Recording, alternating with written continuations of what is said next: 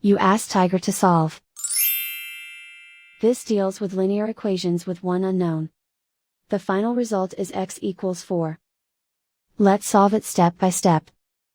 Simplify the expression. Expand the parentheses. Multiply the coefficients. Simplify the arithmetic. Group all x terms on the left side of the equation. Add 5x to both sides. Group like terms.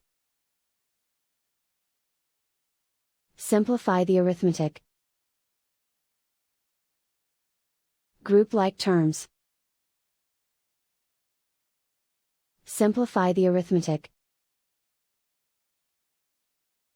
Group all constants on the right side of the equation. Subtract 20 from both sides. Simplify the arithmetic.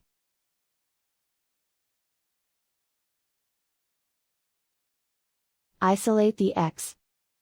Divide both sides by -3. Cancel out the negatives.